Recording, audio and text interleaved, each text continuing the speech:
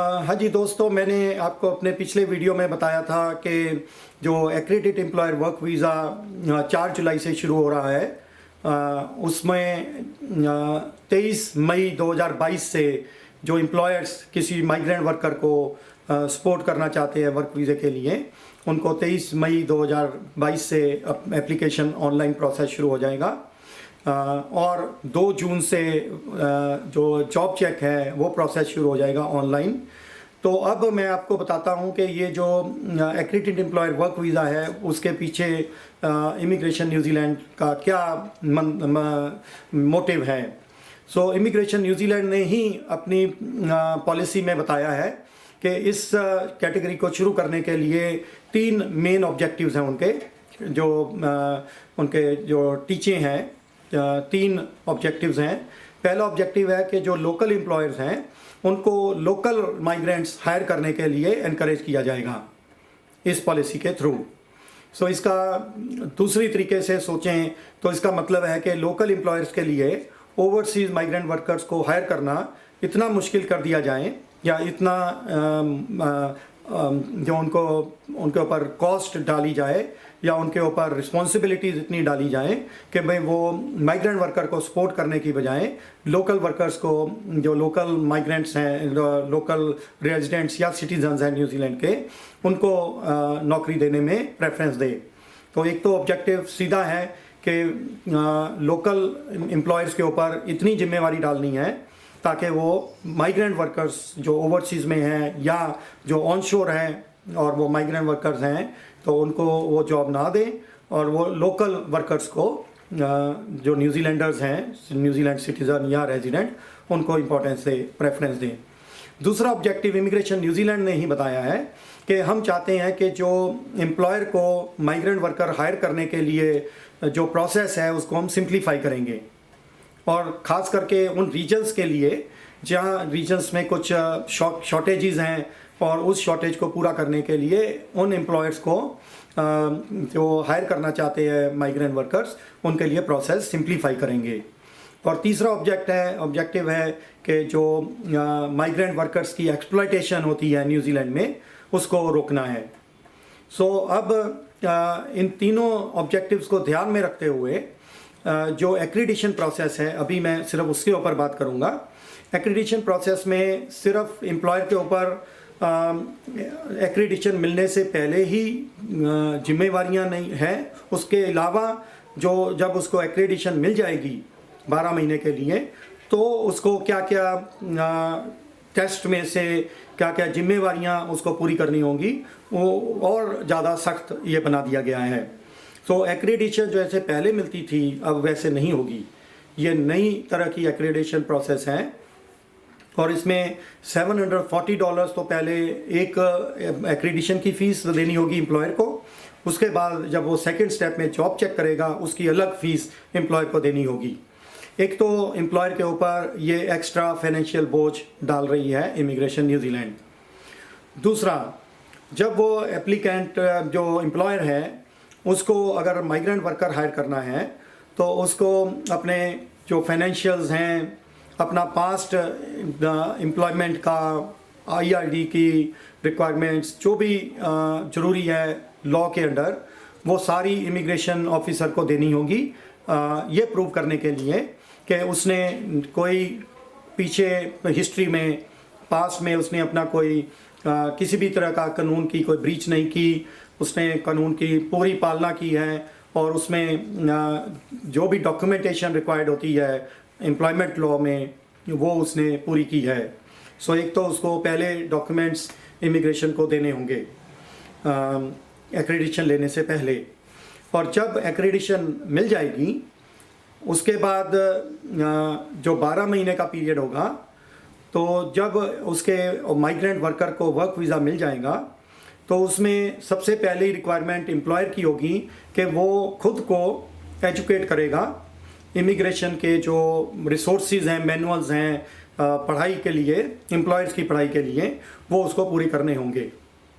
सो वो पीरियड भी immigration New Zealand अब एम्प्लॉयर से मांगेगा कि प्रूफ दो, अगर आपने जो मॉड्यूल्स हमने आपको बोले थे पढ़ाई करने के लिए, एम्प्लॉयमेंट लॉ के, इमिग्रेशन लॉ के, या और जो भी कानून है उसके बारे में आपने वो पढ़े हैं? अगर पढ़े हैं तो हमें सबूत दीजिए। एक तो ये एम्प्लॉयर को पढ़ाई कराने के लिए जिम्मेवारी एम्प्लॉयर के ऊपर है, वो खुद अपने आप को एजुकेट करे। इसके अलावा जो 12 महीने के पीरियड में जब कोई माइग्रेंट वर्कर आता है तो 1 महीने के बीच में एम्प्लॉयर की जिम्मेवारी है कि वो जो माइग्रेंट वर्कर है उसको एजुकेट करेगा। पहले तो अपने आप को एजुकेट करेगा एम्प्लॉयर, फिर एम्प्लॉय को एजुकेट करेगा, उसको पढ़ाई करवाएगा। किस चीज़ की पढ़ाई कराएगा? न्यूजीलैंड में IRD नंबर कैसे लेते हैं, न्यूजीलैंड में बैंक अकाउंट कैसे खुलाते हैं, न्यूजीलैंड में अकोमोडेशन कैसे अरेंज करते हैं, न्यूजीलैंड में कॉस्ट ऑफ लिविंग क्या है, उसके बाद ट्रांसपोर्ट फैसिलिटीज़ कहाँ का क्या क्या हैं, और उसके बाद जो सिटीज़न एडवाइस ब्यूरो है न्यूजीलैंड में एक संस्था, उसकी क्या क्या उपयोगिता है, वहाँ से क्या क्या सर्विसेज माइग्रेंट वर्कर ले सकता है, और जो लोकल कम्युनिटी ऑर्गेनाइजेशंस हैं जो वर्कर के लिए उपयोगी हो सकती हैं, उसके बारे में उसको जानकारी देनी होगी। सो इतनी जिम्मेवारी जो एम्प्लॉयर है उसके ऊपर डाल दी जा रही है। और फिर जो रिकॉर्ड मेंटेन करने की जो जिम्मेवारी है, जैसे time and wage record proper legal format में होना चाहिए, और कोई शिकायत नहीं मिलनी चाहिए किसी एम्प्लॉय की तरफ से जो माइग्रेंट वर्कर है, और अगर किसी ने शिकायत कर दी तो उसको वो कंसीडर करेंगे कि आगे उसकी रिन्यूअल की एप्लीकेशन जो एक्रेडिटेशन की होगी उसको अप्रूव करना है कि नहीं करना। सो कहने का मतलब है कि जो ये पहला स्टेप है एक्रेडिटेशन का, उसमें ही जो एम्प्लॉयर है उसको इतना बोझ डाल देना है, इतना ज़्यादा डरा देना है उसको कि वो डिस्करेज हो माइग्रेंट वर्कर को जॉब ऑफर या एम्प्लॉयमेंट देने के लिए, वो लोकल बंदे को प्रेफर करे। सो एक तरह से जो ओवरसीज़ माइग्रेंट वर्कर्स अब न्यूजीलैंड में वर्क वीज़ा लेना चाहेंगे उनके लिए बहुत मुश्किल हो जाएगा कि ऐसे एम्प्लॉयर्स ढूंढने जो माइग्रेंट वर्कर्स को रखने के लिए अपनी पढ़ाई भी करेंगे, उस वर्कर की पढ़ाई भी कराएंगे, फिर अपने रिकॉर्ड्स भी कंप्लायंस के लिए पूरा प्रॉपरली इमिग्रेशन के सामने खोल देंगे जब भी वो मांगेंगे। तो कहने का मतलब ये है कि एम्प्लॉयर्स के लिए इतना अब आसान नहीं होगा माइग्रेंट वर्कर्स को हायर करना, और माइग्रेंट वर्कर्स के लिए आसान नहीं होगा लोकल एम्प्लॉयर्स को ढूंढना जो एक्रेडिटेड एम्प्लॉयर हो और जिन्होंने जॉब चेक भी किया हो। सो सेकंड स्टेप जो जॉब चेक का है उसमें और भी ज़्यादा परेशानी या मुश्किलें इमिग्रेशन न्यूजीलैंड एम्प्लॉयर के लिए खड़े करने